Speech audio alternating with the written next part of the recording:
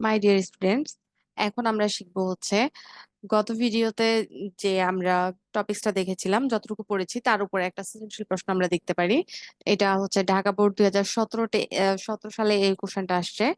যেমন এখানে দেওয়া আছে 12/8/2016 তারিখে আইসিটি শিক্ষক ক্লাসে বর্তমানে আমরা কম্পিউটারের সাহায্যে সাধারণ সমস্যা সমাধানের জন্য যে প্রজন্মের প্রোগ্রামিং ভাষা ব্যবহার করি, অর্থাৎ আমরা বর্তমানে যে প্রজন্মের প্রোগ্রামিং ভাষা ব্যবহার করে প্রোগ্রাম রচনা করি, অর্থাৎ হাই লেভেল ভাষা যেটা, তা কম্পিউটারকে বোঝানোর প্রোগ্রাম সম্পর্কে আলোচনা করছিলেন।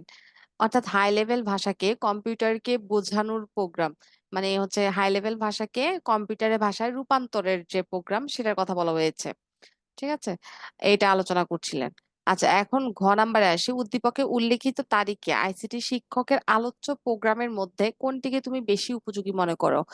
এখন আহ, তিনি আলোচনা করছিলেন কি, হাই লেভেল ভাষাকে কম্পিউটারের ভাষায় রূপান্তরের যে প্রোগ্রাম, অর্থাৎ অনুবাদক প্রোগ্রামের কথা এখানে বলা হয়েছে। আমরা জানি অনুবাদক প্রোগ্রাম হচ্ছে যে প্রোগ্রাম বা সফটওয়্যারের মাধ্যমে হাই লেভেল ভাষা মানে উচ্চ স্তরের ভাষাকে কম্পিউটারের ভাষায় রূপান্তর করা যায়। ঠিক আছে, সেটাকে বলা হয় অনুবাদক প্রোগ্রাম। এখন অনুবাদক প্রোগ্রাম তিন প্রকার আছে: অ্যাসেম্বলার, ইন্টারপ্রেটার আর হচ্ছে কম্পাইলার। এখন এই কম্পাইলার আর ইন্টারপ্রেটারের মধ্যে কোনটা বেশি ভালো সেই সম্পর্কে তুমি এখানে যুক্তি দিবা। এই যে কম্পাইলার এবং ইন্টারপ্রেটারের মধ্যে আমরা জানি যে কম্পাইলার হচ্ছে ভালো। এখন এখানে সেটা সম্পর্কে তুমি যুক্তি দিবা যে কম্পাইলার পুরো প্রোগ্রাম একসাথে পড়ে এবং একসাথে সমস্ত সমস্যা, ভুল থাকলে সেটা একসাথে মনিটরে প্রদর্শন করে। এই ক্ষেত্রে হচ্ছে রান টাইম কম লাগে যেহেতু ও পুরোটা একসাথে রান করতেছে। এই জিনিসগুলো তুমি এখানে তুলে ধরবা, ব্যাস। এবার আসি আমাদের আজকের পড়ার বিষয়। আজকে আমরা পড়বো হচ্ছে আমাদের সি প্রোগ্রাম, আমাদের চ্যাপ্টার 5-এর যে দ্বিতীয় অংশ, অর্থাৎ আমাদের বিভিন্ন ধরনের প্রোগ্রামিং ভাষা আছে, তার মধ্যে একটা ভাষা আমরা খুব ভালোভাবে পড়বো, সেটা হচ্ছে সি প্রোগ্রামিং ভাষা। প্রথমে আসি, সি প্রোগ্রামিং ভাষার বিভিন্ন বৈশিষ্ট্য। এই বৈশিষ্ট্যগুলো পড়ার আগে আমরা একটা প্র্যাকটিক্যালি একটা সি প্রোগ্রাম দেখি, যে সি প্রোগ্রাম কিভাবে লিখতে হয়, তাহলেই এই বৈশিষ্ট্যগুলো আমরা পারবো। তো প্রথমে আসি, সি প্রোগ্রাম কিভাবে লিখতে হবে। সি প্রোগ্রাম লেখার জন্য আমাদেরকে প্রথমে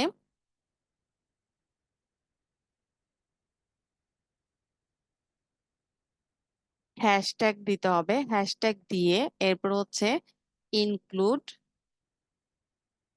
ইনক্লুড লিখে এরপর একটা চিহ্নের মধ্যে, এই চিহ্নটার মধ্যে আমাদের হেডার ফাইলটা দিতে হবে। এস, আমরা দিব হচ্ছে header file stdio dot H. এই ডট এইচ দ্বারা বুঝাই হচ্ছে এটা একটা হেডার ফাইল। ঠিক আছে, ডট এইচ দ্বারা বুঝাই হচ্ছে এটা একটা হেডার ফাইল। প্রথমে তাহলে সি প্রোগ্রামে কি করতে হবে, হ্যাশট্যাগ দিয়ে তারপর হচ্ছে এই হেডার ফাইলটাকে ইনক্লুড করে দিতে হবে। এরপরে গিয়ে আমাদের মেইন ফাংশন লিখতে হবে। তো মেইন ফাংশন লেখার জন্য কি করতে হবে, প্রথমে মেইন এই কিওয়ার্ডটা লিখে এরপরে হচ্ছে ফার্স্ট ব্র্যাকেট দুইটা দিতে হবে। ফার্স্ট ব্র্যাকেট যেখানেই থাকবে আমরা বুঝবো সেটা একটা ফাংশন। প্রথমে ফাংশনের নাম লিখলাম, এটা একটা মেইন ফাংশন, এর জন্য মেইন লিখে তারপরে ফাংশনটা লিখলাম। এরপরে আমরা সেকেন্ড ব্র্যাকেট দিব, এই সেকেন্ড ব্র্যাকেটের মধ্যেই আমরা সমস্ত কোড লিখবো। তো আমরা ধরো একটা কোড লিখতে চাই যে দুইটা সংখ্যার যোগফল নির্ণয় করা। তো দুইটা সংখ্যার যোগফল আমরা কিভাবে বের করি? দুইটা সংখ্যার যোগফল হচ্ছে, ধরো আমি দুইটা সংখ্যা নিলাম a+b, এই তো, এবং আমি ধরো এখানে যোগফলটাকে সাম নামক একটা ভেরিয়েবলের মধ্যে রাখলাম। এবং দেখো প্রত্যেকটা লাইন শেষে আমাদেরকে কিন্তু এই যে সেমিকোলন দিয়ে শেষ করতে হবে। সি প্রোগ্রামে আমাদের প্রত্যেকটা লাইনকে বলে এক একটা স্টেটমেন্ট, এবং প্রত্যেকটা লাইনের শেষে এই যে সেমিকোলন দিয়ে শেষ করতে হবে।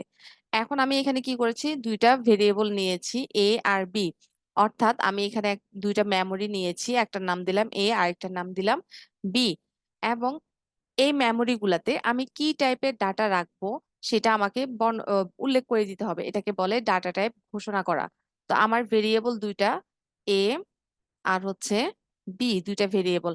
এর বাহিরে আমি আরেকটা ভেরিয়েবল নিয়েছি সাম নামে, অর্থাৎ আরেকটা মেমোরি নিয়েছি, সেটার নাম দিয়েছি হচ্ছে সাম। ভেরিয়েবল কি, ভেরিয়েবল হচ্ছে, ভেরিয়েবলের বাংলা হচ্ছে চলক, মানে কোনো মেমোরির নামকে বলে ভেরিয়েবল। ঠিক আছে, কোনো মেমোরির নাম বা অ্যাড্রেসকে বলা হয় ভেরিয়েবল। তো আমি এখানে তিনটা ভেরিয়েবল নিয়েছি, সাম নামে একটা মেমোরি নিয়েছি, আরেকটা হচ্ছে এ, আরেকটা হচ্ছে ভি, এই তিনটা ভেরিয়েবল। তাহলে এখানে তিনটা ভেরিয়েবল আমি লিখলাম কমা দিয়ে দিয়ে, এরপর এখানে সেমিকোলন দিলাম, প্রত্যেকটা লাইন শেষে সেমিকোলন দিতে হবে। এখন এই মেমোরি গুলাতে আমি কি টাইপের ডাটা রাখবো, আমি কি পূর্ণ সংখ্যা রাখবো না ভগ্নাংশ রাখবো? অর্থাৎ ধরো আমি এখানে 2ও রাখতে পারি, বা হচ্ছে যে এখানে ধরো আমি 3.1ও রাখতে পারি, ঠিক আছে। এখন যদি আমি পূর্ণ সংখ্যা রাখি, তাহলে এখানে আমি দিব হচ্ছে ডাটা টাইপ ইন্টিজার। আর যদি ভগ্নাংশ সংখ্যা রাখি, তাহলে হচ্ছে আমি এখানে দিব হচ্ছে ফ্লট। তাহলে আমাদের কি করতে হবে, মেইন ফাংশনের সেকেন্ড ব্র্যাকেটের পরপরই আমাদের প্রোগ্রামের মধ্যে যে ভেরিয়েবল গুলা আমরা নিব, সেই ভেরিয়েবল গুলা আমাদেরকে ঘোষণা করতে হবে। তো ভেরিয়েবল আমরা ঘোষণা কিভাবে করব, আমাদের এই যে ভেরিয়েবল গুলার নাম লিখে তার আগে ডেটা টাইপটা লিখে দিতে হবে, এটাকে বলে ভেরিয়েবল ঘোষণা করা। এরপরে কি করব, এই যে দুইটা সংখ্যা আমার নিতে হবে, দুইটা সংখ্যা ইনপুট নিব। ইনপুট নেওয়ার জন্য আমাদের একটা ফাংশন লিখতে হবে, সেটাকে বলা হয় হচ্ছে ইনপুটের ফাংশন, অর্থাৎ স্ক্যানএফ ফাংশন। স্ক্যানএফ ফাংশন লেখার নিয়ম কি, এখানে এই যে ডাবল কোটেশনের মধ্যে আমি যতগুলা ভেরিয়েবল ইনপুট নিব তাদের ফরম্যাট স্পেসিফায়ার দিতে হবে। এখানে এই যে ফরম্যাট স্পেসিফায়ার আমি দিচ্ছি পার্সেন্টেজ, যেহেতু ইন্টিজার এর জন্য পার্সেন্টেজ ডি দিলাম। এখন এখানে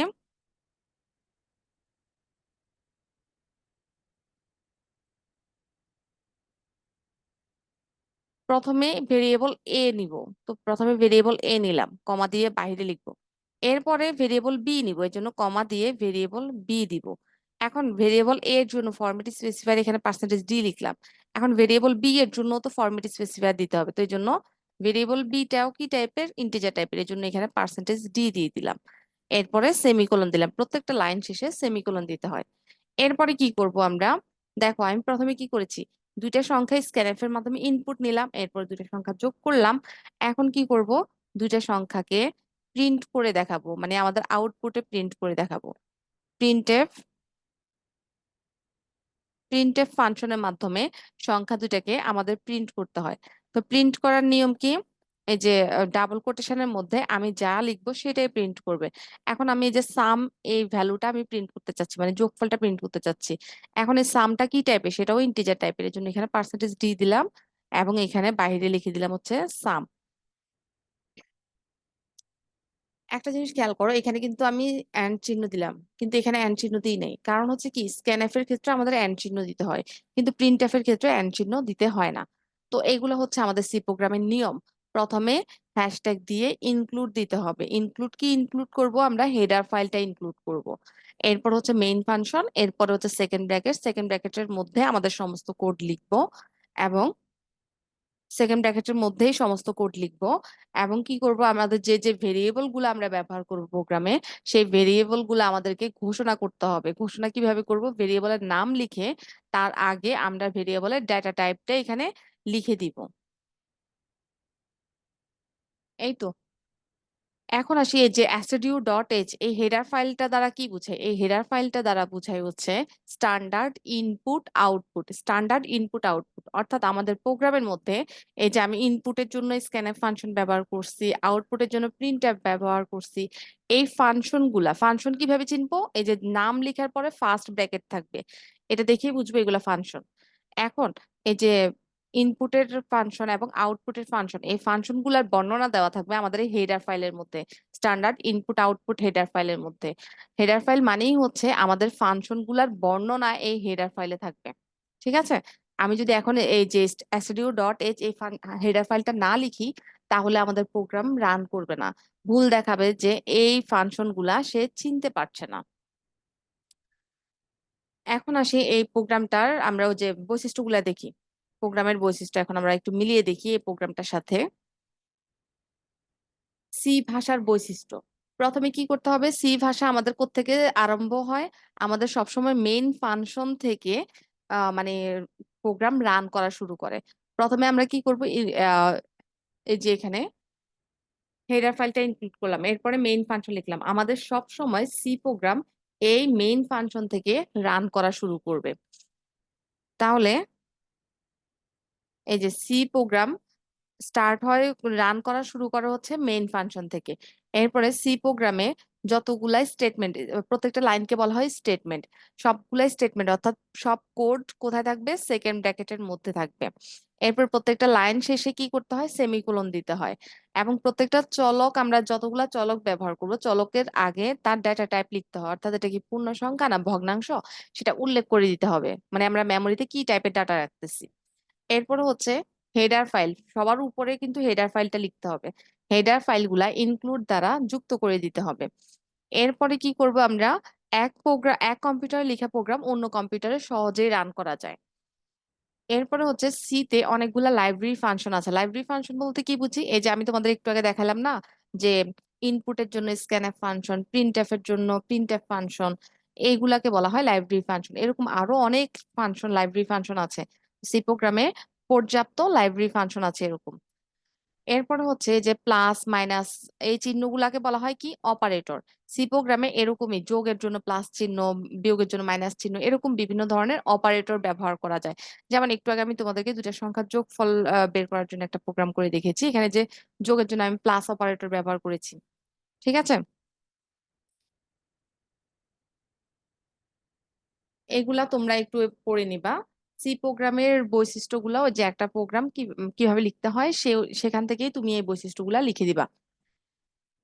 এবং যদি পরীক্ষা কখনো আসে যে একটা বেসিক সি প্রোগ্রামের স্ট্রাকচার লিখো, তাহলেও তুমি এভাবে লিখে দিতে পারো যে একটা বেসিক সি প্রোগ্রামে যে এরকম দেখতে হয়, যে প্রথমে হেডার ফাইল ইনক্লুড থাকে, এরপর হচ্ছে মেইন ফাংশন, এরপর সেকেন্ড ব্র্যাকেট, সেকেন্ড ব্র্যাকেটের মধ্যে হচ্ছে কোড গুলা থাকবে। তো এইভাবে তুমি লিখে দিতে পারবে একটা বেসিক সি প্রোগ্রাম। এবং এগুলা কিন্তু নিয়ম, এখানে কিন্তু কোনো একটা সেমিকোলনও যদি ভুল যায়, তোমাদেরকে একটু বলে রাখি, সি প্রোগ্রাম হচ্ছে কেস সেনসিটিভ ভাষা। কি, সি প্রোগ্রাম হচ্ছে কেস সেনসিটিভ ভাষা।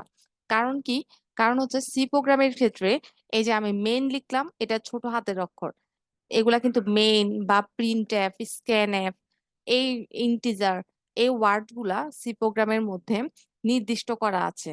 এগুলাকে বলা হয় কিওয়ার্ড। সি প্রোগ্রামের নির্দিষ্ট কিছু শব্দ আছে, এই শব্দগুলাকে বলা হয় কিওয়ার্ড। তুমি এখানে যদি মেইন এটা স্মল লেটার না দিয়ে ক্যাপিটাল লেটার দাও, তাহলেও কিন্তু এখানে ভুল দেখাবে, প্রোগ্রামে এরর মেসেজ আসবে, তাহলে তোমার আউটপুট আর দেখাবে না। ঠিক আছে, তো এই যে ছোট হাতের বা বড় হাতের অক্ষরগুলা, এগুলা কিন্তু তুমি ঠিক মতো লিখতে হবে। আবার ধরো এখানে তুমি এই যে ঘোষণা করছো ভেরিয়েবল এ, স্মল লেটার ঘোষণা করছো, কিন্তু তুমি এখানে যোগ করার ক্ষেত্রে এখানে ক্যাপিটাল লেটার এ দিয়ে দিছো, তাহলে রান করার পরে তোমার এখানে ভুল দেখাবে। কি ভুল দেখাবে, যে তুমি ঘোষণা করছো ভেরিয়েবল এ স্মল লেটার, কিন্তু তুমি প্রোগ্রামে কি করতেছো, ক্যাপিটাল লেটার এ এর সাথে বি কে যোগ করতেছো, তার মানে ক্যাপিটাল লেটার এ কে তো সে চিনতে পারছে না, কারণ ক্যাপিটাল লেটার এ এই ভেরিয়েবলটা এখানে ঘোষণা করা হয় নাই। আবার ধরো এখানে তুমি বি ক্যাপিটাল লেটারে লিখছো, কিন্তু তুমি এখানে স্মল লেটারে ব্যবহার করছো, তাহলেও কিন্তু ভুল দেখাবে। তুমি যেভাবে প্রোগ্রামে ঘোষণা করবা, সেম একই ভাবে পুরো প্রোগ্রামে সেই ভেরিয়েবলটা একই রকম ভাবে লিখতে হবে। বুঝতে পেরেছি তাহলে? তার মানে ছোট হাতের এবং বড় হাতের অক্ষর সি প্রোগ্রামে আলাদা অর্থ বহন করে। তবে এই কিওয়ার্ড যেগুলা আছে, এই কিওয়ার্ড গুলা, এই যে প্রিন্টএফ, স্ক্যানএফ, ইন্টিজার, মেইন, এই সমস্ত কিওয়ার্ড, আরো কিওয়ার্ড আছে সি প্রোগ্রামে, এই কিওয়ার্ড গুলা নির্দিষ্ট করা, এগুলা যেভাবে আছে ওইভাবেই তোমাকে লিখতে হবে।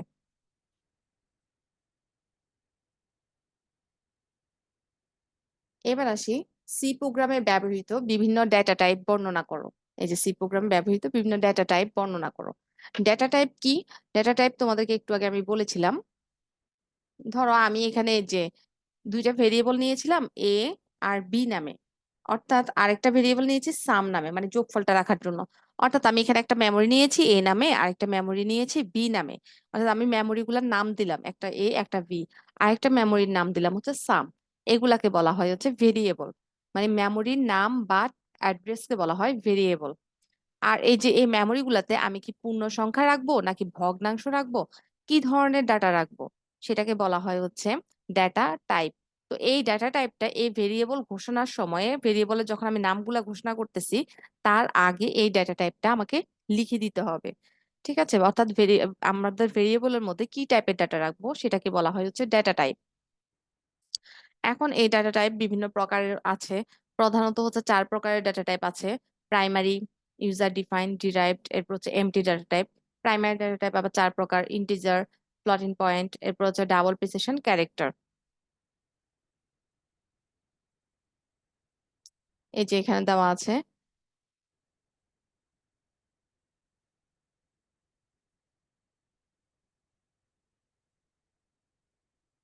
যেমন ইন্টিজার, তুমি যদি কোনো ভেরিয়েবলের সামনে যদি ইন্টিজার এই কিওয়ার্ডটা ইউজ করো, তাহলে কি হবে? তাহলে তোমার মেমোরিতে তোমার জন্য 2 বাইট, অর্থাৎ 2 বাইট মানে কি, তাহলে 16 বিট জায়গা সে খালি করে দিবে। অর্থাৎ আমি যখনই এখানে এই যে ইন্টিজার লিখতেছি, তার মানে হচ্ছে আমার মেমোরিতে আমি পূর্ণ সংখ্যা রাখতে পারবো। এখানে 3.1 রাখতে পারবো না, ভগ্নাংশ রাখতে পারবো না। এখানে আমি শুধুমাত্র পূর্ণ সংখ্যাই রাখতে পারবো। ঠিক আছে, 3, 4 এভাবে যে কোনো পূর্ণ সংখ্যা রাখতে পারবো। এবং কত পর্যন্ত রাখতে পারবো? আমি 2 বাইট অর্থাৎ 16 বিটের ডাটা রাখতে পারবো। 2 বাইট অর্থাৎ 16 বিট মানে কি, তার মানে হচ্ছে -2 পাওয়ার 15 থেকে, এখানে রেঞ্জ দেওয়া আছে দেখো, তোমাদেরকে একটু দেখিয়ে দিই। এই যে টেবিলটা আছে, এই টেবিলটার মধ্যে রেঞ্জ দেওয়া আছে।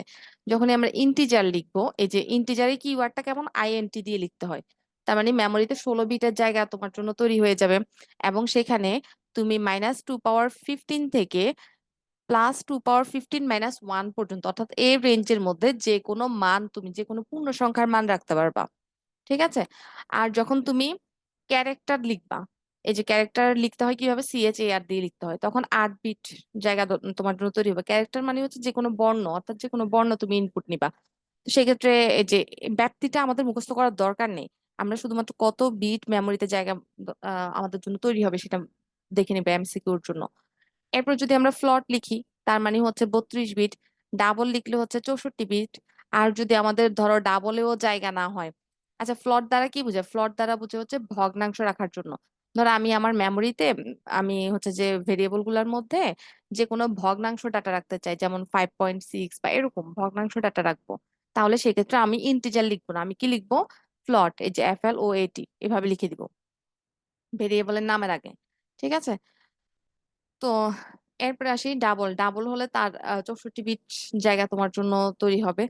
আর ধরো আমরা একটা যদি আমাদের ডাবলেও জায়গা না হয়, যেমন আমি একটা সফটওয়্যার তৈরি করতেছি, ধরো একটা ব্যাংকের জন্য। তো সেই ব্যাংকের মধ্যে আমরা যে হিসেব নিকেশ করব, সেখানে 64 বিটের থেকেও বেশি বড় ডাটা নিয়ে হিসেব করতে হবে। তো এত বড় ডাটা ক্যালকুলেশনের জন্য আমরা কি করব? তখন লং ডাবল ব্যবহার করতে পারি। ঠিক আছে, লং ডাবল হলে তখন 80 বিটের তোমার জন্য মেমোরিতে জায়গা বরাদ্দ হবে।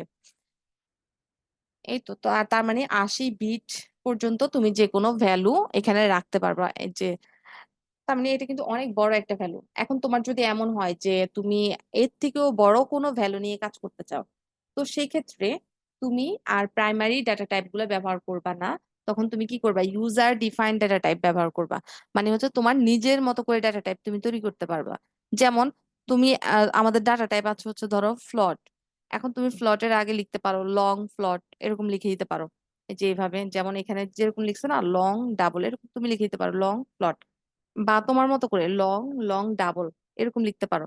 তাহলে এখানে মেমোরিতে আরো বেশি জায়গা তৈরি হবে তোমার জন্য। ঠিক আছে, এভাবে আমরা ইউজাররাও ডাটা টাইপ তৈরি করতে পারি, সেটাকে বলা হয় ইউজার ডিফাইন্ড ডাটা টাইপ। এরপরে আসছে ডিরাইভড ডাটা টাইপ। ডিরাইভড মানে হচ্ছে এই যে অ্যারে ফাংশন এগুলার জন্য যে ডাটা টাইপ আছে সেটাকে বলা হয় ডিরাইভড ডাটা টাইপ। এরপর হচ্ছে এমটি ডাটা টাইপ। এমটি মানে হচ্ছে খালি, মানে আমি একটা মেমোরি নিলাম, সেখানে কোনো কিছুই রাখলাম না, সেটা হচ্ছে খালি থাকবে।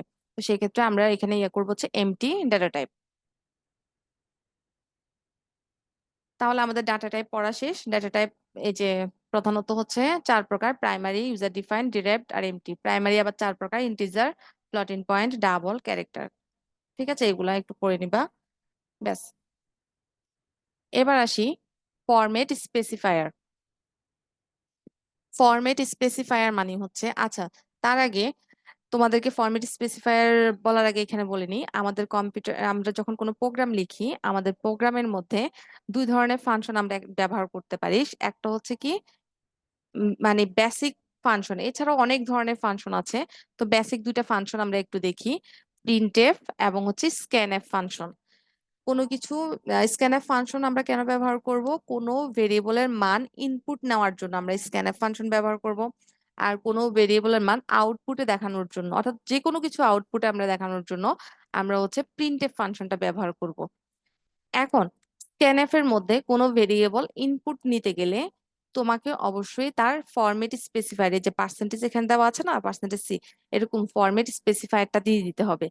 পার্সেন্টেজ সি দ্বারা বোঝায় হচ্ছে ক্যারেক্টার টাইপের ডাটা তুমি ইনপুট নিবা। পার্সেন্টেজ ডি দ্বারা বোঝায় হচ্ছে ইন্টিজার টাইপের তুমি ডাটা ইনপুট নিবা। পার্সেন্টেজ এফ দ্বারা বোঝায় হচ্ছে ফ্লোট টাইপের ডাটা ইনপুট নিবা। এইরকমই পার্সেন্টেজ ধরো এল ডি দ্বারা বোঝায় হচ্ছে লং ইন্টিজার, এল এফ দ্বারা বোঝায় হচ্ছে ডাবল। এরপর হচ্ছে ধরো পার্সেন্টেজ এক্স দ্বারা বোঝায় হচ্ছে হেক্সাডেসিমাল ডাটা ইনপুট নিবা। তোমার অনেক সময় এখান থেকে অনুধাবন প্রশ্ন আসে যে প্রিন্টএফ পার্সেন্টেজ সি, এই লাইনটা ধরো এখানে দেওয়া আছে, হ্যাঁ অনুধাবনে যে এই লাইনটা দ্বারা তুমি কি বুঝছো একটু ব্যাখ্যা করো। তখন তুমি বলবা এখানে প্রিন্টএফ মানে হচ্ছে যে প্রিন্ট, কোনো কিছু প্রিন্ট করার জন্য ফাংশন। এখন এখানে পার্সেন্টেজ সি দ্বারা বোঝায় হচ্ছে ক্যারেক্টার টাইপের ডাটা, তার মানে হচ্ছে ক্যারেক্টার টাইপের ডাটা প্রিন্ট করবে। সেই ডাটাটা কোথায় আছে? ভেরিয়েবল এ তে। ঠিক আছে, তার মানে ভেরিয়েবল এ তে একটা ক্যারেক্টার টাইপের ডাটা আছে, সেটাই তুমি প্রিন্ট করে দেখাবা। আবার স্ক্যান, ধরো এই লাইনটা দ্বারা তুমি কি বুঝো? স্ক্যানএফ দ্বারা বুঝি হচ্ছে ইনপুটের ফাংশন, এবং পার্সেন্টেজ এফ দ্বারা বুঝি হচ্ছে আমরা ফ্লট টাইপের ডাটা। তার মানে আমাদের ভেরিয়েবল এ, এই যে কোন অ্যাড্রেসে আছে, ভেরিয়েবল এ অ্যাড্রেস মানে একটা মেমোরির লোকেশন এ, মেমোরি এ নামে একটা মেমোরি আছে, সেই মেমোরিতে আমাদের ফ্লট টাইপের ডাটা আমরা ইনপুট নিব। ঠিক আছে, এটা তুমি বলতে পারবা। আর প্রিন্টএফ দ্বারা বুঝবো হচ্ছে এটা আউটপুট করার জন্য একটা ফাংশন। এখানে ভেরিয়েবল এটা আমরা আউটপুটে দেখাবো, এবং সেটা হচ্ছে কি টাইপের ডাটা থাকবে? ফ্লট টাইপের, অর্থাৎ ভগ্নাংশ টাইপের ডাটা। ঠিক আছে, তো আমরা এখন একটু দেখি এই ফরম্যাট স্পেসিফায়ার গুলো অনুযায়ী একটা প্রোগ্রাম দেখবো আমরা ইনপুট আউটপুটের জন্য কিভাবে কাজ করে। এবং ইনপুট আউটপুট ফাংশনের ক্ষেত্রে তোমরা খেয়াল করেছো কিনা, এই যে ফাংশনের নাম লিখে, যেহেতু এগুলো একটা ফাংশন এর জন্য যে ফার্স্ট ব্র্যাকেট দিয়ে তার ভিতরে ডাবল কোটেশনের মধ্যে ফরম্যাট স্পেসিফায়ারটা লিখতে হয়। এরপরে যে কমা দিয়ে তারপরে হচ্ছে যে স্ক্যানএফ এর ক্ষেত্রে এখানে এন্ড চিহ্ন দিয়ে তারপরে ভেরিয়েবলটা লিখতে হয়। আর প্রিন্টএফ এর ক্ষেত্রে এখানে যে ডাবল কোটেশনের ভিতরে যদি কোনো ভেরিয়েবল প্রিন্ট করো, তাহলে এখানে ফরম্যাট স্পেসিফায়ার লিখবা, তারপর কমা দিয়ে এরপর হচ্ছে ভেরিয়েবলটা লিখবা।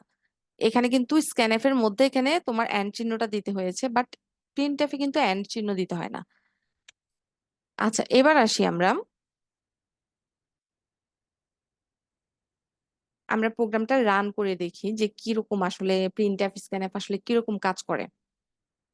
তো তোমরা প্রোগ্রাম রান করার ক্ষেত্রে যাদের কম্পিউটার আছে তারা, তোমরা যে কোনো একটা সফটওয়্যার ডাউনলোড করে নিতে পারো। যেমন এরকম একটা সফটওয়্যার ডাউনলোড করে নিতে পারো, এই যে কোড ব্লক নামে এই সফটওয়্যারটা তুমি ডাউনলোড করে নিতে পারো। এরপর তুমি এখানে কোডগুলা লিখতে পারো, এই যে এই সফটওয়্যারের মধ্যে তুমি হচ্ছে কোডগুলা লিখতে পারো। আর যাদের মোবাইল আছে, অনেকেরই তো কম্পিউটার নেই, তারা মোবাইলের মধ্যে তোমরা যে কোনো প্লে স্টোরে গিয়ে যে কোনো একটা সফটওয়্যার নামাইতে পারো। তোমরা প্লে স্টোরে গিয়ে লিখবা যে সি কম্পাইলার। তো সি কম্পাইলার লিখলেই তুমি যে অনেকগুলা কম্পাইলার পেয়ে যাবা, সেখান থেকে যে কোনো একটা ইনস্টল করে তুমি সেখানে কোডগুলা লিখে রান করতে পারো। আর সবাই যদি অনলাইনে করতে চাও, অনলাইনে কোড রান করতে চাও, তো সেক্ষেত্রে তুমি অনলাইনে এরকম লিখতে পারো সি কম্পাইলার অনলাইন, এটা লিখে সার্চ করলেও এই যে এখানে অনেকগুলা লিংক আছে। তো সেই লিংকের যে কোনো একটা লিংকে ঢুকে তুমি কিন্তু প্রোগ্রাম রান করতে পারো। তো আমি এই যে প্রথম লিংকটাতে ক্লিক করলাম, প্রথম লিংকটাতে ক্লিক করে আমরা এখানে প্রোগ্রামগুলো রান করে দেখতে পারবো। দেখো আমি প্রোগ্রামটা লিখতেছি। তবে তোমরা কিন্তু পরীক্ষার সময় আনসার করার ক্ষেত্রে খুব সাবধানতা অবলম্বন করে সি প্রোগ্রাম আনসার করবা। কারণ হচ্ছে সি প্রোগ্রামে একটু ভুল হলেও কিন্তু তোমার এটার জন্য ভুল হবে। ঠিক আছে, টোটাল মার্কস কাটা যাবে না, তবে হচ্ছে যে কিছুটা মার্কস কাটা যাবে। তো একটু সাবধানতা অবলম্বন করে করবা, কারণ হচ্ছে সি প্রোগ্রামের প্রত্যেকটা জিনিসই কিন্তু খুঁটিনাটি, এগুলো কিন্তু নিয়ম। যেমন প্রথমে কি করতে হবে, হ্যাশ দিয়ে ইনক্লুড, এরপরে এই চিহ্নের মধ্যে কি লিখবো আমরা, হেডার ফাইলটা ইনক্লুড করব। তো হেডার ফাইল আমাদের এখানে প্রথমে স্ট্যান্ডার্ড ইনপুট আউটপুটের হেডার ফাইল, অর্থাৎ ইনপুট আউটপুট ফাংশনের জন্য header file stdio dot H লিখে শেষ। এবার হচ্ছে আমি মেইন ফাংশনটা লিখবো। মেইন ফাংশন, যে কোনো ফাংশন, মেইন ফাংশন লেখার পরে কি করব, যে কোনো ফাংশন কিভাবে চিনবো, এই যে ফার্স্ট ব্র্যাকেট থাকবে, মেইন লেখার পরে ফার্স্ট ব্র্যাকেট আছে, এই জন্য এটা হচ্ছে একটা ফাংশন। এরপরে কি করব, সেকেন্ড ব্র্যাকেট দিব। সেকেন্ড ব্র্যাকেটের মধ্যে আমরা সমস্ত কোড এখানে লিখবো। তো আমি চাচ্ছি হচ্ছে ধরো যে কোনো কিছু একটা প্রিন্ট করতে চাচ্ছি, ধরো আমি প্রিন্ট করতে চাচ্ছি এখানে আইসিটি লেখাটা প্রিন্ট করবো।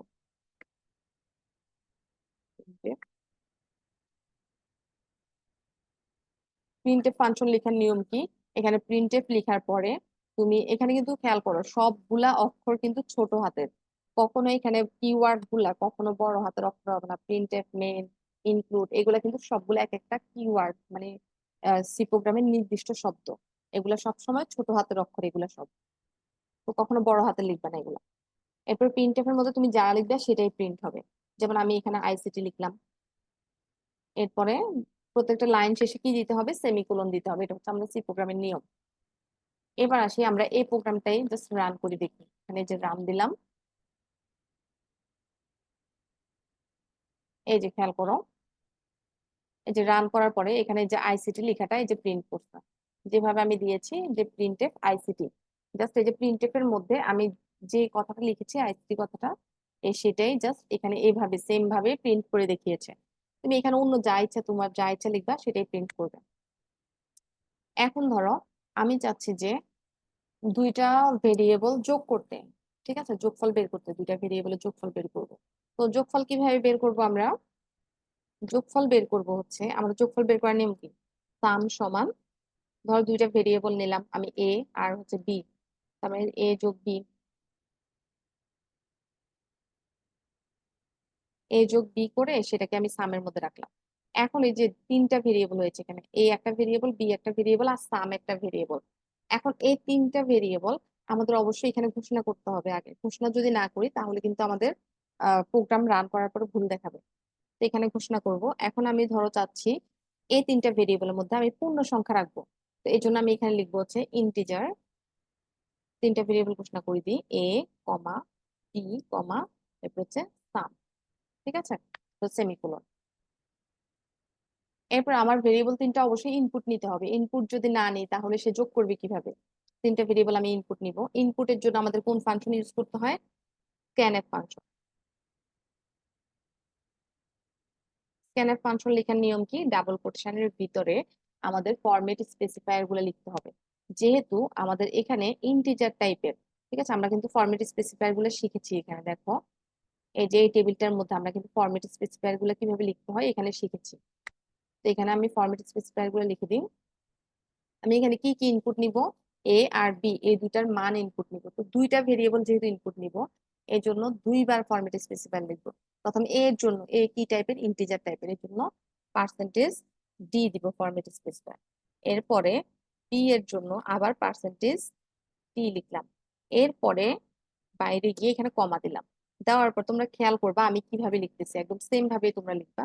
একটু ভুল হলে কিন্তু রান করবে না প্রোগ্রাম।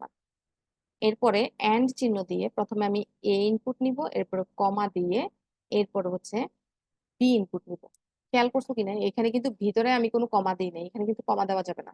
দিতে হবে কোথায়? এখানে বাহিরে। এরপরে সেমিকোলন দিতে হবে। তার মানে এখন আমি দুইটা ভেরিয়েবল ইনপুট নিব। নেওয়ার পরে এরপর যোগ করলাম। এখন কি করবো? যোগফলটা আমাদেরকে আউটপুটে দেখাতে হবে। তো ধরো আমি এখানে লিখলাম রেজাল্ট সমান, আমি এখন কি প্রিন্ট করতে চাচ্ছি আউটপুটে? এই যে সাম, মানে যোগফলটা আমি দেখাবো। তো এখানে সাম কিন্তু একটা ভেরিয়েবল। তো কোনো ভেরিয়েবল কিন্তু প্রিন্ট করার জন্য আমাকে সেটার ফরম্যাট স্পেসিফায়ারটা লিখতে হবে এখানে। তো পার্সেন্টেজ ডি, যেহেতু সাম ইন্টিজার টাইপের, যে এখানে সামটা ইন্টিজার টাইপের, এর জন্য এখানে পার্সেন্টেজ ডি লিখলাম। এরপর কমা দিয়ে বাহিরে আমি সাম ভেরিয়েবলটা লিখে দিলাম। শেষ। এখন যদি আমি এই প্রোগ্রামটাই রান করি তাহলে কিরকম আসবে আউটপুট দেখো। আমার থেকে দুইটা ভেরিয়েবল চাচ্ছে। তো আমি ধর ভেরিয়েবলের মান প্রথমে এই যে স্ক্যানএফ লিখলাম না, স্ক্যানএফ মানেই হচ্ছে যে ইনপুট দিতে হবে।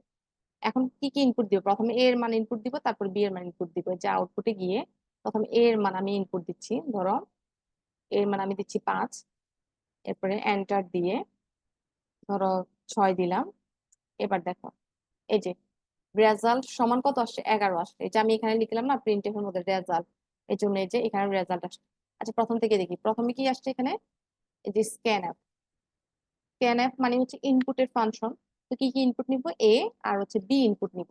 এই জন্য এই যে এ, আমরা কিবোর্ড থেকে এ এর মানটা ইনপুট নিলাম, এরপরে কিবোর্ড থেকে বি এর মানটা ইনপুট নিলাম, নেওয়ার পরে সে এখন সেটা যোগ করে সামের মধ্যে রাখলো। এখন কি করলো, সে প্রিন্টএফে আসছে, প্রিন্টএফের মধ্যে কি আছে, রেজাল্ট সমান, এই জন্য যে রেজাল্ট সমান।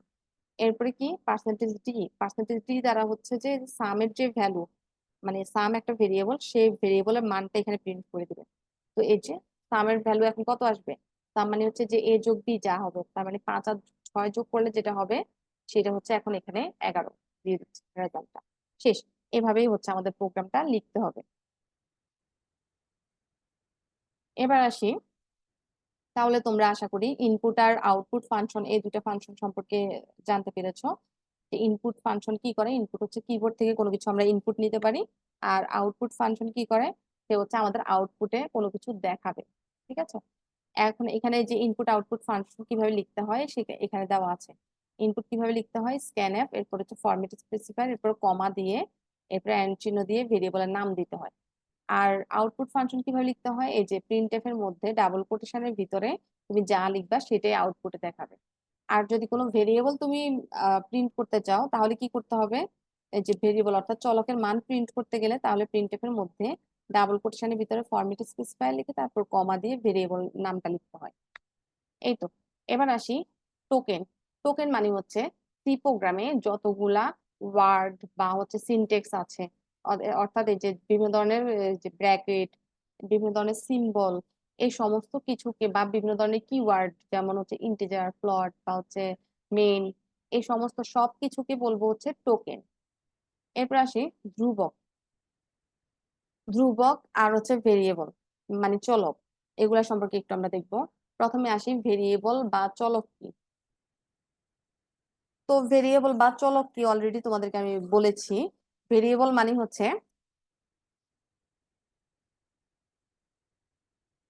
এই যে আমরা যখন একটা প্রোগ্রাম লিখেছি এখানে আমি দেখিয়েছিলাম যে এ, বি এবং সাম, এখানে তিনটা ভেরিয়েবল, অর্থাৎ আমি মেমোরিতে তিনটা নাম নিয়েছি, এ, বি এবং সাম নামে, এগুলাকে বলা হয় ভেরিয়েবল।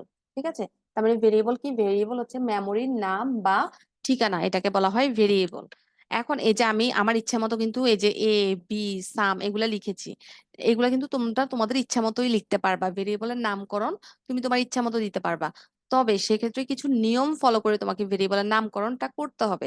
নিয়মগুলা কি কি, নিয়ম হচ্ছে, এই যে এখানে নিয়ম দেওয়া আছে ভেরিয়েবলের নামকরণের নিয়মাবলী, এই যে এখানে 5টা নিয়ম দেওয়া আছে।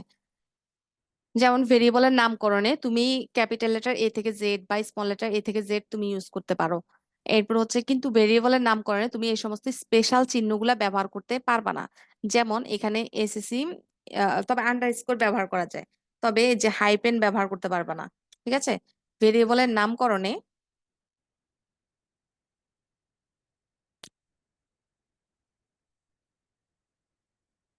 তাহলে আমরা কি পড়লাম, ভেরিয়েবলের নামকরণের ক্ষেত্রে তুমি এই যে আন্ডারস্কোর ব্যবহার করতে পারবা, তবে হাইফেন ব্যবহার করতে পারবা না। তার মানে হচ্ছে যে এসএসসি, এই যে আন্ডারস্কোর কম, এটা তুমি এভাবে লিখতে পারবা, এটা বৈধ ভেরিয়েবল। তবে স্পেশাল চিহ্ন এই যে এগুলা ব্যবহার করা যাবে না ভেরিয়েবলের নামকরণে, এই ভেরিয়েবলের নামকরণে স্পেশাল চিহ্ন ব্যবহার করা যাবে না, এটা কিন্তু অবৈধ ভেরিয়েবলের নামকরণ। এরপরে মাঝখানে কোনো হোয়াইট স্পেস ব্যবহার করা যাবে না, যেমন তুমি লিখছো যে নাম্বার, একটা ভেরিয়েবলের নাম দিছো নাম্বার, এরপর মাঝখানে স্পেস দিয়ে তারপর তুমি 1 লিখছো, এটা ব্যবহার করা যাবে না। তবে ভেরিয়েবলের নাম কখনো ডিজিট দিয়ে শুরু হতে পারবে না, যেমন তুমি এখানে লিখতে পারবা না যে 1 নাম্বার, এভাবে লিখতে পারবা না। তবে তুমি লিখতে পারবা নাম্বার 10, মানে হচ্ছে নাম্বার 1, এভাবে লিখতে পারবা। মানে ডিজিট গুলা ভেরিয়েবলের নামের শেষে থাকতে পারবে, তবে ডিজিট দিয়ে নাম শুরু হতে পারবে না। এটা তার মানে অবৈধ, আর এটা হচ্ছে বৈধ ভেরিয়েবলের নামকরণ। কিন্তু এখানে যে হাইপেন, এটা কিন্তু একটু ভুল হয়েছে, এটা কিন্তু এখানে নিচে হবে, আন্ডারস্কোর হবে। হাইপেন কিন্তু ব্যবহার করা যায় না, এই যে আমরা পড়েছি এখানে হাইপেন ব্যবহার করা যায় না, তবে আন্ডারস্কোর ব্যবহার করা যায়, মানে এভাবে লিখতে পারবা। ঠিক আছে, এরপরে সি প্রোগ্রামে বড় হাতের এবং ছোট হাতের অক্ষর আলাদা অর্থ বহন করে।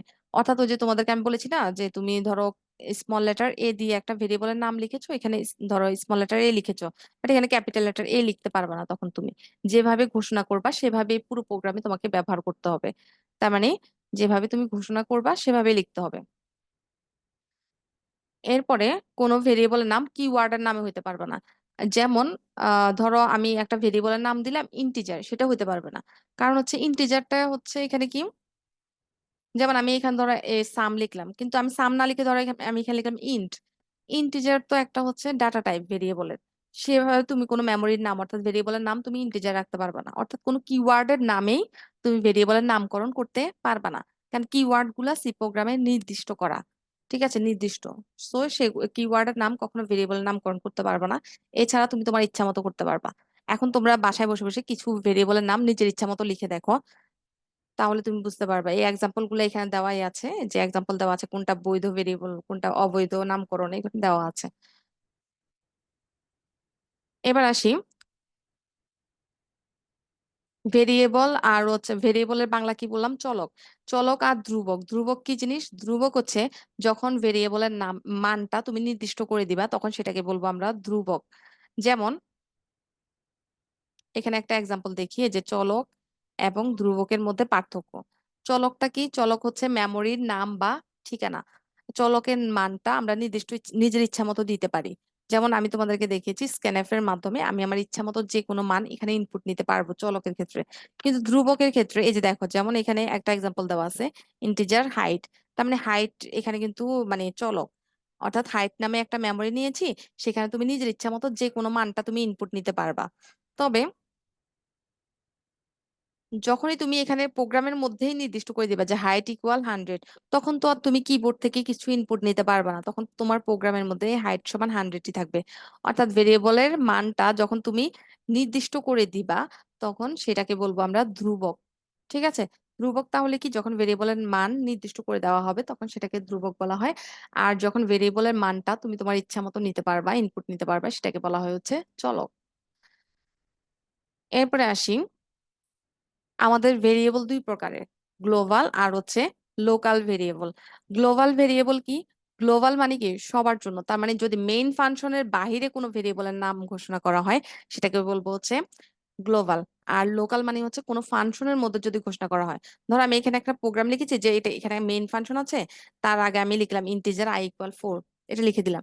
তার মানে এই যে i = 4, এটা কিন্তু আমার পুরো প্রোগ্রামের মধ্যে এই মানটা আমি ব্যবহার করতে পারবো। ঠিক আছে, কোনো ভেরিয়েবল যদি মেইন ফাংশনের বাহিরে ঘোষণা করা হয় তাহলে সেটা পুরো প্রোগ্রামে ব্যবহার করা যাবে, এটাকে বলা হয় হচ্ছে গ্লোবাল ভেরিয়েবল। আর লোকাল মানে কি? লোকাল হচ্ছে যেমন মেইন ফাংশনের মধ্যে আমি এখানে একটা ফাংশনের মধ্যে ইন্টিজার i = 4 লিখলাম, তার মানে কি এই i = 4 শুধুমাত্র এই ফাংশনের মধ্যেই কাজ করবে, সেটা এর বাহিরে কাজ করবে না। অর্থাৎ কোনো ফাংশনের মধ্যে যদি তুমি কোনো ভেরিয়েবল ঘোষণা করো সেটা শুধু সেই ফাংশনের মধ্যেই কাজ করবে, এটাকে বলা হয় হচ্ছে লোকাল ভেরিয়েবল। এবার আসি সি প্রোগ্রামে ব্যবহৃত বিভিন্ন অপারেটর সমূহ। আমাদের সি প্রোগ্রামে কি কি ধরনের অপারেটর আছে? অপারেটর মানে কি? অপারেটর হচ্ছে আমরা যে বিভিন্ন ধরনের চিহ্ন ব্যবহার করি গাণিতিক কাজ করার জন্য, সেগুলোকে বলা হয় হচ্ছে অপারেটর। এখন এই অপারেটর 8 প্রকারের আছে: গাণিতিক operator, relational, logical, assignment, increment, decrement, conditional, bitwise, special. তো গাণিতিক অপারেটর কি কি? যেমন যোগ, বিয়োগ, গুণ, ভাগের জন্য যে চিহ্নগুলো ব্যবহার করা হয় এগুলো হচ্ছে গাণিতিক অপারেটর। তো এখন আসি, এখানে যোগ বিয়োগ এগুলো তো বুঝবে, ভাগের জন্য সি প্রোগ্রামে যেভাবে স্ল্যাশ দেওয়া হয়, তা তুমি যদি লেখো এ ভাগ বি, তাহলে তোমাকে লিখতে হবে অবশ্যই এভাবে লিখতে হবে, a/b লিখতে হবে। আবার তুমি যদি লিখো এ গুণ বি, তার মানে হচ্ছে এ গুণ বি স্টার চিহ্ন। এই স্ল্যাশ দ্বারা বোঝায় হচ্ছে ভাগফল বের করা। ঠিক আছে, ভাগফল বের করা। আর এখানে মডুলাস দিয়ে বোঝায় হচ্ছে ভাগশেষ। যদি আমি লিখি 5 মডুলাস 2, তার মানে হচ্ছে 5 আর 2 এর ভাগশেষ কত হবে? 1 হবে তাহলে। ঠিক আছে, এই মডুলাস চিহ্ন দ্বারা বোঝায় হচ্ছে ভাগশেষ, আর এখানে স্ল্যাশ দ্বারা বোঝায় হচ্ছে ভাগফল। এরপর আসি রিলেশনাল অপারেটর। রিলেশনাল মানে হচ্ছে যে যদি আমি এভাবে ধরতে চাই যে a>b, তার মানে a দ্বারা বড় বোঝায়, এরকম লেস দেন দ্বারা ছোট বোঝায়, আবার লেস দেন ইকুয়াল। ঠিক আছে, এগুলো হচ্ছে রিলেশনাল অপারেটর। এরপর ইকুয়াল টু। সি প্রোগ্রামে কিন্তু ইকুয়াল টু বোঝানোর জন্য দুইটা ইকুয়াল চিহ্ন দিতে হয়। যেমন আমি যদি বলি a সমান সমান b, তাহলে এখানে দুইটা ইকুয়াল চিহ্ন দিয়ে সমান বোঝানো হয়। আর নট ইকুয়াল বোঝানোর জন্য হচ্ছে নট ইকুয়াল, এই যে a b এর সমান নয়, তার মানে a নট ইকুয়াল b, এভাবে লিখতে হবে। এরপর আসি লজিক্যাল অপারেটর। লজিক্যালের জন্য এখানে 3টা অপারেটর আছে: এন্ড, অর, আর হচ্ছে নট অপারেটর। যেমন আমি যদি বলি এ এবং বি, তার মানে এই যে দুইটা এন্ড চিহ্ন দিয়ে বুঝাবো, এ এন্ড বি। আর যদি বলি ধরো সি অথবা বি, তার মানে সি, এরপর হচ্ছে দুইটা সমান্তরাল চিহ্ন দিয়ে তারপরে বি, এটা হচ্ছে অর। আর নট হচ্ছে যে এভাবে বুঝাবো, যেমন সি বি নয়, তার মানে সি নট বি, এভাবে লেখা যায়। এগুলাকে বলা হচ্ছে লজিক্যাল অপারেটর। এরপর আসি অ্যাসাইনমেন্ট অপারেটর। অ্যাসাইনমেন্ট অপারেটরটা কি? যেমন আমরা এখানে লিখতে পারি, এখানে এ সমান এ প্লাস ওয়ান হবে, এখানে ভুলে উঠে নেই এটা। যেমন এ সমান এ প্লাস ওয়ান, এই যে ইকুয়াল চিহ্নটাকে বলা হয় অ্যাসাইনমেন্ট অপারেটর। এখন তুমি এ লাইনটাকে সংক্ষেপে এভাবে লিখতে পারবা, এ প্লাস ইকুয়াল ওয়ান। এ প্লাস ইকুয়াল ওয়ান দ্বারা বোঝায় হচ্ছে এ সমান এ প্লাস ওয়ান। ঠিক আছে?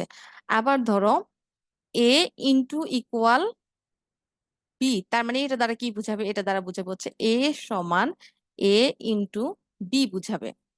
আবার ধরো লেখা আছে যে এ মডুলাস ইকুয়াল বি, এটা দ্বারা বোঝাবে হচ্ছে এ সমান এ মডুলাস বি। মানে এই যে এটাকে সংক্ষেপে এভাবে লেখা যায়। ঠিক আছে? এভাবে সংক্ষেপে লেখা যায়।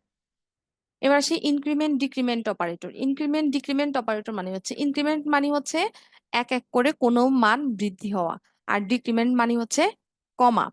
অর্থাৎ আমি যদি ধরো লিখি যে এ সমান এ প্লাস ওয়ান, তার মানে কি এর মান এক বাড়বে, এটাকে আমি এভাবে লিখতে পারি এ প্লাস প্লাস। এই প্লাস প্লাস দ্বারা ইনক্রিমেন্ট অপারেটর বোঝায়। তবে আবার যদি হয় এ সমান এ প্লাস টু, এটাকে কিন্তু আবার এ এ প্লাস টু এভাবেই লিখতে হবে, এটাকে কিন্তু আবার এ প্লাস প্লাস এভাবে লিখা যাবে না। এ প্লাস প্লাস মানে হচ্ছে এ এর মান এক এক করে বাড়বে। আবার যদি এ মাইনাস মাইনাস বুঝাই, তার মানে হচ্ছে এ এর মান এক এক করে কমবে, অর্থাৎ এ সমান এ মাইনাস ওয়ান। এই যে এটাকে এভাবে লেখা যায়। বুঝতে পেরেছি? এটাকে বলে ডিক্রিমেন্ট অপারেটর। আচ্ছা, এবার আসি তাহলে ইনক্রিমেন্ট কোনটা, মানে এক এক করে বাড়া, সেটাকে বলে ইনক্রিমেন্ট, আর ডিক্রিমেন্ট হচ্ছে এক এক করে কমা। এখন আসি কন্ডিশনাল। কন্ডিশনাল কি? কন্ডিশনাল হচ্ছে কোন একটা এখানে শর্ত দেওয়া থাকবে, এই শর্তটা সত্য যদি হয় তাহলে হচ্ছে সে এই কাজটা করবে, আর যদি মিথ্যা হয় তাহলে সে পরের কাজটা করবে। এই তো শেষ। এরপরে আসি কিওয়ার্ড। এই যে বললাম না, সি প্রোগ্রামে আমাদের অনেকগুলা শব্দ আছে, সেই শব্দগুলাকে বলা হয় কিওয়ার্ড।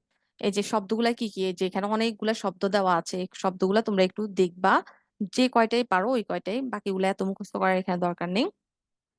এবার আসি ব্যাকস্ল্যাশ অপারেটর।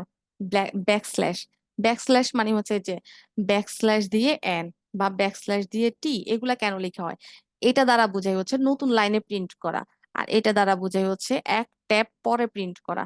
যেমন আমরা এখানে তোমাদেরকে দেখাই, আমরা রান করিয়ে দেখি এটা। ধরো আমি এখানে প্রিন্ট এফ এর মধ্যে লিখলাম, ধরো আমি এখানে আরেকটা লাইন লিখি,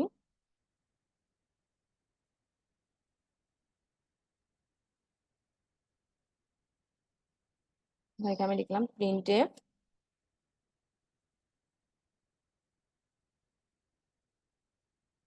এখানে ধরো আমি ব্যাকস্ল্যাশ এন দিলাম, ব্যাকস্ল্যাশ এন দিয়ে ধরো এখানে আমি লিখলাম আইসিটি। এবার রান করে দেখি।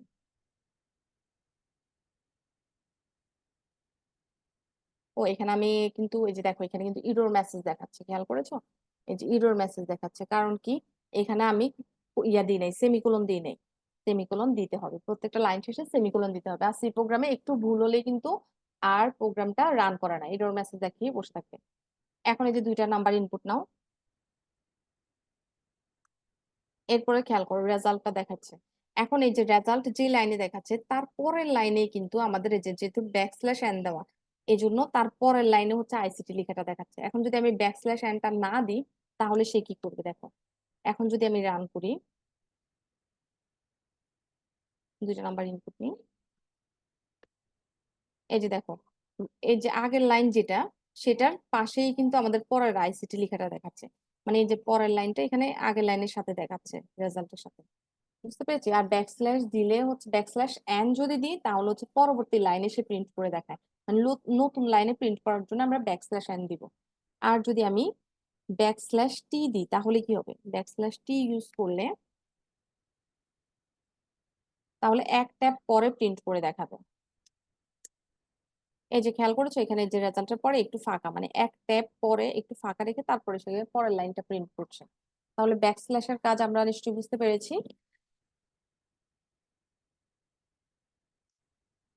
এবার আসি আমরা সূত্র ভিত্তিক বিভিন্ন কোড গুলো আমরা দেখব।